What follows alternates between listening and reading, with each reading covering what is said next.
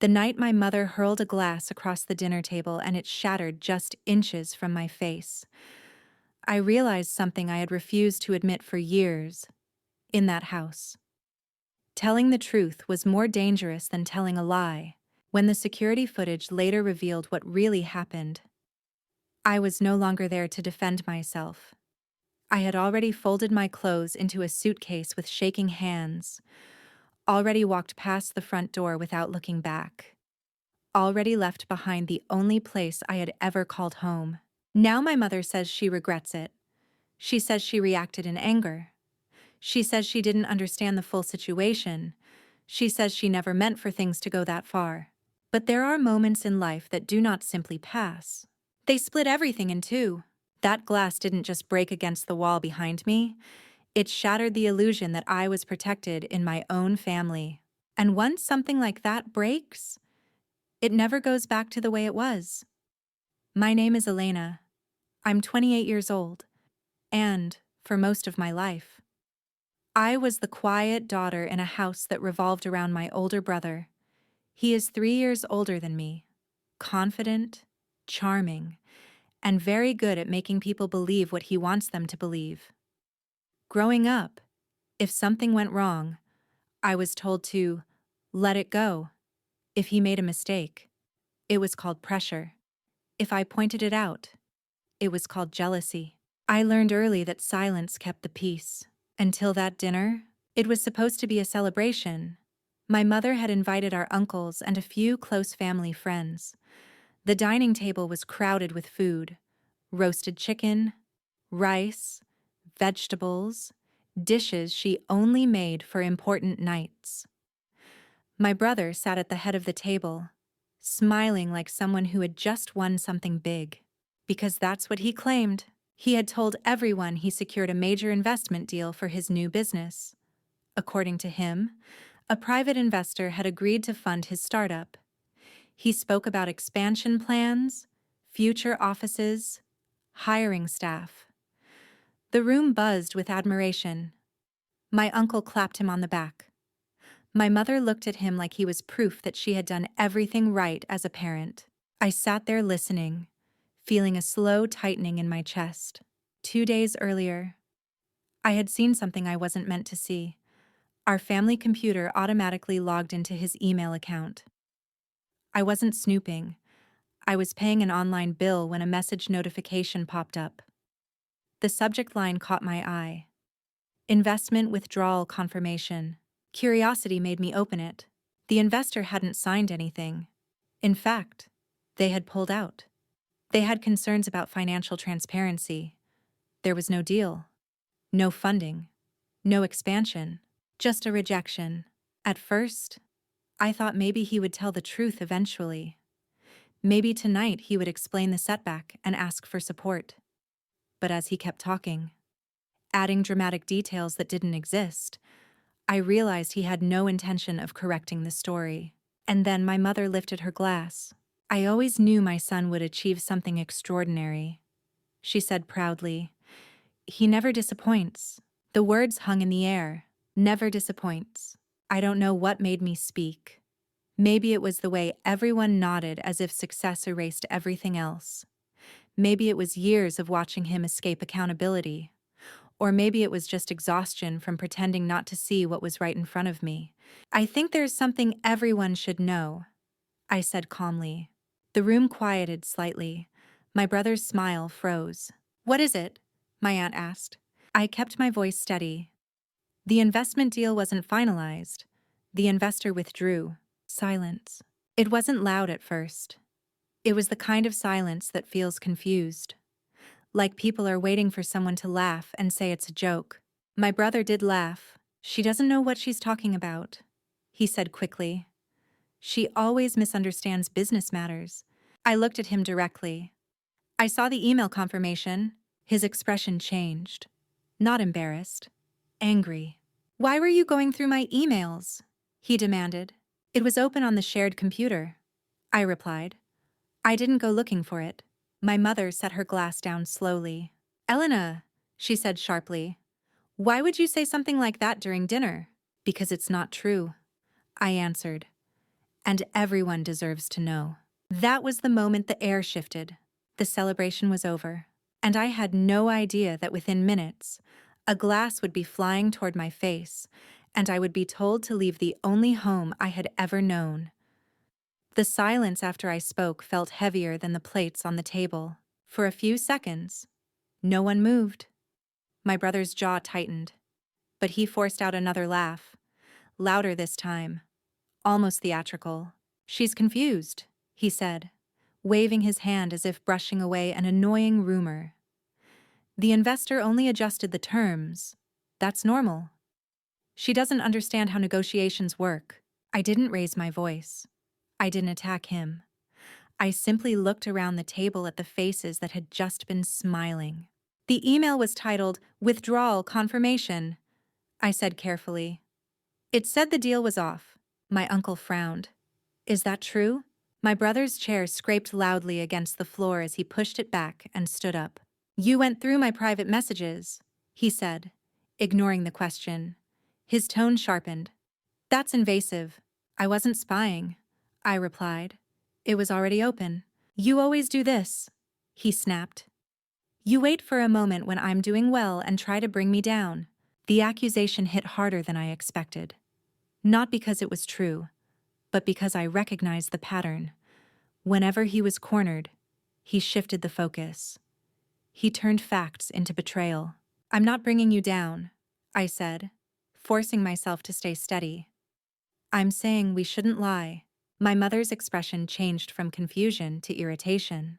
"Elena," she said firmly, "this is not the time." "When is the time?" I asked. "After everyone invests money? After someone believes something that isn't real?" That was the mistake. Mentioning money. My brother's face flushed red. "You're implying I'm trying to scam our own family?" "I didn't say that," I answered. "But you're letting them believe something that didn't happen." He stepped closer to me, his voice rising. "You're jealous. You've always been jealous." The room shifted again. My aunt looked uncomfortable. My cousin stared down at her plate. No one told him to calm down. My mother stood up slowly. "Enough," she said, but not to him. She looked at me. "You couldn't let one night be peaceful?" she demanded. "Your brother worked hard for this." "For what?" I asked quietly. "For something that doesn't exist?" He slammed his palm on the table. The plates rattled. A spoon clattered onto the floor. "You think you're better because you point out flaws?" he shouted. "At least I try. At least I take risks." "This isn't about risk," I said. "It's about honesty." My heart was pounding now, but my voice remained controlled. I wasn't screaming. I wasn't insulting him. I was simply refusing to retreat. And that refusal seemed to enrage him more than anything. He moved closer, standing just a few feet away from me. "You don't know anything about business," he said through clenched teeth. "You sit there judging because you don't have ambition." The irony almost made me laugh. I had been working full-time for 3 years while he changed ideas every few months, chasing investments that never materialized. "I'm not judging ambition," I replied. "I'm questioning the story." That was when my mother's patience snapped. She picked up her glass again, not yet throwing it, but gripping it tightly. "You embarrassed him," she said, "in front of everyone." "I told the truth," I answered. "You humiliated your own brother," she corrected sharply. The distinction mattered to her. Truth was less important than image. My brother exhaled loudly, shaking his head like a wounded hero. "See?" he said to the table. "This is what she does. She can't stand seeing me succeed." No one asked for proof anymore. The focus had shifted completely. The original lie was forgotten. The only issue now was my audacity. I realized then that this wasn't about an email. It was about years of imbalance, years of protection, years of my silence being expected. And for the first time, I wasn't giving it. "I'm not attacking you," I said, my voice trembling slightly now. Not from fear, but from disbelief. "I'm asking you to stop lying." That word, lying, hung in the air like something fragile. My brother's eyes darkened, and my mother's grip on the glass tightened. The word lying did not echo in the room. It landed. My brother's face changed in a way I had never seen before. The performance dropped. The charming smile he used on relatives disappeared completely. What replaced it was something raw and defensive. "You don't get to call me a liar," he said, stepping even closer. His voice was lower now, controlled, but dangerous. "You have no idea what you're talking about." "I read the confirmation," I answered. "It wasn't a negotiation. It was a withdrawal." He laughed again, but there was no humor in it. "You misread it. You always twist things." "I didn't twist anything," I said. "It said the investor lost confidence." The table went silent again. That detail mattered. My uncle shifted uncomfortably in his seat. My aunt avoided eye contact. They had been impressed moments ago. Now they were uncertain. Doubt had entered the room, and my brother could feel it. And that was what he couldn't tolerate. "You're doing this because you hate that I get attention," he snapped. "That's not true. You've always been like this," he continued, louder now. "Ever since we were kids. If I got praised, you had to find something wrong." The accusation stung, not because it was accurate, but because it was familiar. Whenever he felt threatened, he rewrote history. I looked at my mother, hoping, just once, she would interrupt him. She didn't. Instead, she said, "Elena, apologize and sit down." "Apologize? For telling the truth." "For what?" I asked quietly. "For ruining dinner," she said sharply. "I didn't ruin it. The lie did." That was the sentence that pushed everything over the edge. My brother suddenly kicked his chair backward. It tipped and hit the floor with a loud crash. Several relatives gasped. The sound startled even me. "Stop pretending you're morally superior," he shouted. "You think you're better than me because you sit quietly and judge?" "I'm not judging," I said, though my pulse was racing now. "I'm holding you accountable." He stepped forward so fast I instinctively took half a step back. "Don't back away now," he said. "You started this." "I didn't start anything," I replied. "You did when you lied." My mother stood up fully now, her chair scraping loudly across the tile. Her face was flushed with anger, not confusion, not shock. Anger. "You will not speak to your brother like that," she said. "I'm speaking about his actions," I answered, not attacking him. But that distinction meant nothing to her. To her, loyalty meant protection, especially when it came to him. My brother leaned closer, lowering his voice so only I could hear. "You think exposing me makes you strong?" he muttered. "You just proved you don't belong in this family." Something inside me hardened. "For once," I said clearly, so everyone could hear. "I'm not protecting you." That was it. That was the exact second the control in the room shattered. My mother grabbed the glass from the table. I saw the movement but didn't process it fast enough. Her arm lifted, her face twisted, not in regret, but in fury. "If you can't support your own brother," she shouted, "you don't deserve to sit at this table." The glass flew toward me. I didn't even have time to flinch properly. It hit the side of my shoulder and smashed against the wall behind me. The sound was sharp and explosive. Shards scattered across the floor. A piece grazed my arm, leaving a thin line of blood that stung immediately. The room froze. No one screamed. No one rushed to me. My ears rang, but I could still hear my mother's next words clearly. "Get out of my house." Not calm, not regrettable. Final. I stood there for a moment, my heart pounding so hard it felt like it might burst. I looked at the broken glass on the floor. I looked at my brother, who was breathing heavily but not apologizing. I looked at the relatives who avoided my eyes, and I understood something with absolute clarity. In that house, truth was betrayal, and I had just committed the worst crime possible. For a few seconds after the glass shattered, no one moved. I could feel the sting on my arm where a shard had scraped my skin. A thin line of blood slowly formed, bright against my sleeve. It wasn't deep. but it was enough to remind me that what had just happened was real. My mother didn't rush toward me. She didn't ask if I was hurt. She didn't even look at the blood. "Get out," she repeated, pointing toward the hallway. "If you can't respect this family, you don't live under my roof." The words were sharp and controlled now, as if she had already decided I was the problem and needed to be removed. My brother stood there breathing hard, but he said nothing to stop her. If anything, there was something satisfied in his silence. I looked around the table one last time. My uncle stared down at the broken glass. My aunt looked pale and uncomfortable. My cousin avoided eye contact completely. Not one person stood up to say, "That's enough." Not one person said, "She didn't deserve that." In that moment, the loneliness hit harder than the glass. "Fine," I said quietly. I didn't scream. I didn't defend myself again. There was nothing left to defend. I walked to my room with steady steps. My hands were shaking, but I forced myself to move calmly.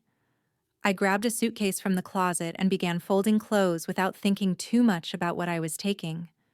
A few shirts, jeans, my laptop, important documents from the drawer.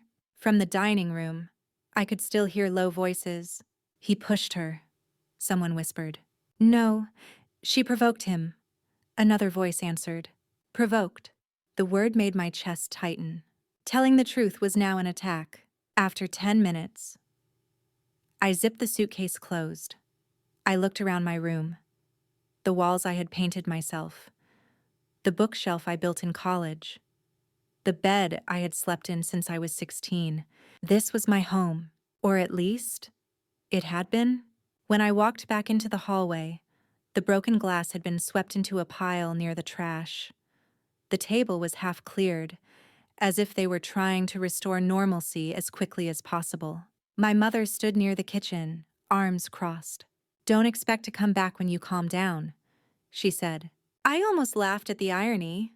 "I'm not the one who threw something," I replied quietly. Her expression hardened. "You forced me into that." Those words were colder than anything else she had said. Forced me. As if I had lifted her arm. As if I had chosen violence for her. My brother finally spoke. "You always take things too far," he said, shaking his head. "You could have just stayed quiet." There it was.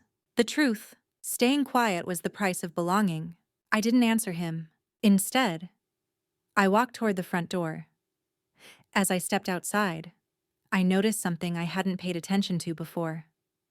Our neighbor's small security camera mounted near their garage, angled slightly toward our driveway and part of our living room window.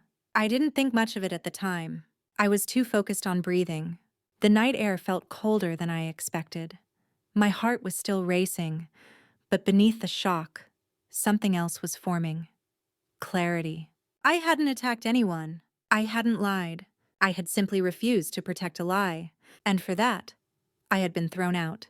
As I placed my suitcase in the trunk of my car, I heard the front door open behind me. "Don't make this dramatic," my mother called out. "You'll regret this." I turned slowly. "No," I said, "I won't." And for the first time in my life, I meant it. The door shut behind me, and I drove away from the only house I had ever known, not knowing that within days, a camera recording would prove exactly who had lost control that night, the first night in my friend's spare room. I barely slept, not because I regretted leaving, but because my mind kept replaying the sound of the glass shattering, the look on my mother's face, the way no one moved to defend me, the way my brother stood there like he had won something. By morning, the adrenaline had worn off, and what remained was a dull ache in my chest. I didn't text anyone from my family. They didn't text me either. Until 2 days later, it wasn't my mother who reached out. It was my aunt. "Can you call me?" Her message read. I hesitated before dialing. Her voice, when she answered, sounded strained. "Elena," she began carefully. "Something came up." "What do you mean?" Our neighbors shared security footage. For a second, I didn't understand. "From the night of dinner," she continued, "their camera caught part of the living room through the front window. Not everything, But enough. My heart began to pound again. Enough. Your brother told everyone you lunged at him, she said quietly. He said you tried to grab him first. I closed my eyes. Of course he did. And? I asked. And that's not what the footage shows. Silence stretched between us. I gripped the phone tighter. What does it show? I asked. Her voice dropped lower. It shows him standing up first. It shows him kicking the chair back. It shows him stepping into your space. And it shows your mother picking up the glass before you even moved. I swallowed. It was strange how validating the truth felt when it was confirmed by something mechanical. A camera had no loyalty, no favoritism, no emotion. It simply recorded what happened. And I never touched him? I asked. No, she said firmly. You didn't. A slow exhale left my body. Not relief exactly. Something heavier. Proof. The video is already in the family group chat, she added. That explained the second wave of notifications lighting up my phone. I opened the messages. Uncle. Why didn't anyone say this earlier? Cousin. That doesn't look like self-defense. Another relative. We need to talk about what really happened. And then one message from my brother. This is being taken out of context. Out of context. As if there were another angle where I had forced his leg to kick the chair. As if there were another version where my mother hadn't thrown the glass. I scrolled further. My mother had not responded in the chat. That silence spoke louder than any defense. Later that evening, another message appeared. From her. Elena, can you come home so we can talk? Home. The word felt foreign. I didn't reply immediately. Instead, I watched the video that had been shared. The angle was slightly tilted, and part of the window frame blocked the view. But it was clear enough. My brother's aggressive posture, my steady stance, my mother's arm lifting, the flash of the glass leaving her hand. The truth didn't need narration. It was visible. My phone buzzed again. This got blown out of proportion. My brother texted privately. You could have handled this differently. I stared at that message for a long time.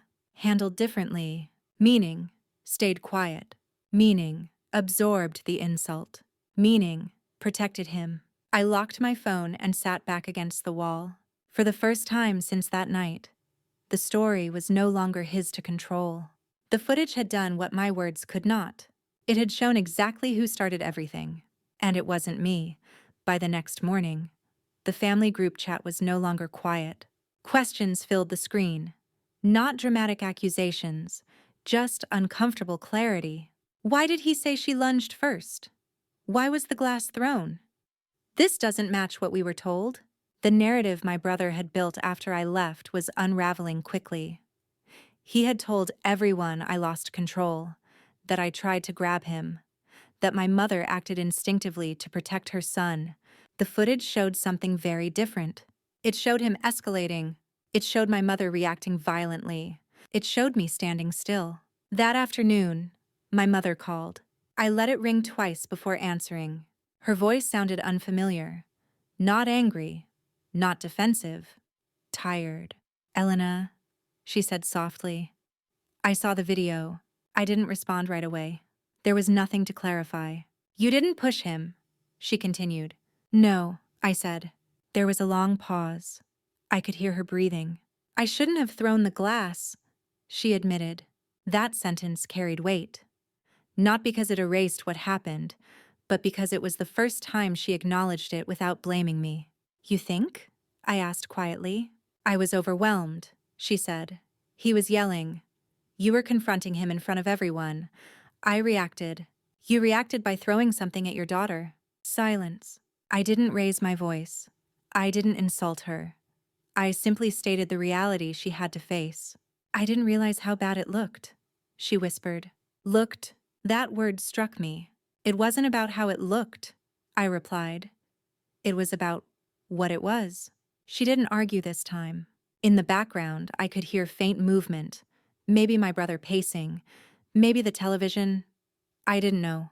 He says the camera angle is misleading, she added carefully. Of course he did. Is it? I asked. She hesitated. No. That single word changed everything. For years, My brother's version of events had been accepted automatically. If he explained something confidently enough, it became truth. I was expected to adjust to his narrative. This time, there was no room for reinterpretation. The footage didn't shout. It didn't defend itself. It simply existed. And it made excuses impossible. "Your uncle called me," my mother said. "He said I overreacted, that I chose sides too quickly." "You did," I answered. Another pause. "I didn't want you two fighting," she said. "So you punished the one who spoke?" That landed. "I thought you were attacking him," she admitted. "I was correcting him." Her breathing grew heavier. "I've protected him too much," she finally said. "I see that now." That was the closest she had ever come to admitting favoritism. I leaned back against the wall, feeling a strange mix of validation and exhaustion. "I needed you to protect me too," I said quietly. That sentence carried years inside it. She didn't respond immediately. "I'm sorry," she said at last. Not defensive, not justified, just sorry. But apologies don't erase impact. "You told me to get out," I reminded her. "I didn't mean it like that. You said it clearly." The truth hung between us again. "I want you to come back," she said after a moment. "We can fix this." Fix. I looked around the small room I had temporarily moved into. It wasn't luxurious. It wasn't permanent. But it was peaceful. "No," I said gently. She inhaled sharply. "You're choosing this over your family?" "I'm choosing not to live where I'm unsafe." The words surprised even me with how steady they sounded. She didn't argue, because for once, she didn't have a defense strong enough to override reality. The footage had exposed what I had lived with for years, and now everyone had seen it. A week after the footage spread through the family, my mother came to see me in person. I had already signed the lease on a small apartment by then. It wasn't big, but it was mine. 1 bedroom, plain white walls, a narrow balcony that overlooked a parking lot. It wasn't impressive, but it felt calm in a way our old house never had. When she knocked on my door, I felt my chest tighten, but not from fear, from finality. She looked smaller somehow. Not physically, just less certain. The confidence she usually carried when defending my brother wasn't there. "I didn't raise you to leave like this," she said as soon as I let her inside. "You told me to," I replied calmly. She winced. "I was angry. You threw a glass at me." She didn't deny it. Instead, she looked around the apartment, the unpacked boxes, the simple couch, the quiet. "You really moved out," she said softly. "Yes." She sat down slowly, as if the reality had just settled into her bones. "I watched the footage again last night," she admitted. "More than once." I didn't respond. "He stepped toward you first," she continued. "You weren't threatening him." "No," and I reacted without thinking. "Yes." Each confirmation stripped away another layer of denial. She looked at me then, not as the difficult daughter who embarrassed her son, not as the one who ruined dinner, but as someone she had hurt. "I regret it," she said. "I regret choosing sides without asking questions. I regret telling you to leave." Her voice cracked slightly. For a second, I felt that old pull, the instinct to comfort her, to minimize it, to say it wasn't that bad. But it was that bad. "You didn't just choose sides," I said carefully. "You chose violence." She closed her eyes briefly. "I never meant to hurt you." "But you did." There was no anger in my tone anymore, just clarity. She reached for my hand, hesitated, then lowered hers. "Come home," she said. "We'll talk to your brother. We'll fix things. I'll make sure this never happens again." I studied her face. For the first time, I believed she was sincere. But sincerity doesn't rewind damage. "I forgive you," I said slowly. Her eyes filled with relief. "But I'm not coming back." The relief vanished, replaced by confusion. "Why? If you forgive me." "Because forgiveness doesn't mean returning to the same environment." The words felt solid, grounded. "That house," I continued, "is where I learned that telling the truth could get me thrown out. It's where I learned my safety depended on staying quiet. She opened her mouth to respond, but nothing came out. I'm not angry anymore, I added. But I'm not going back to a place where I wasn't protected. Silence filled the room, not hostile, not explosive, just real. After a long moment, she nodded slowly. I see that now, she whispered. I don't know if she truly understood everything, but she understood enough. When she stood to leave, she paused at the door. I wish I had handled that night differently, she said. So do I replied. After she left, I locked the door gently and leaned against it. I didn't feel victorious. I didn't feel bitter. I felt steady. The footage had exposed who started everything. The apology had acknowledged the harm, but the decision to leave, that was mine. And for the first time in my life, I wasn't staying somewhere just to keep the peace. I had chosen myself. My mother may regret how she treated me, but I will never go back to that house again. Because some doors, once closed behind you, are meant to stay that way.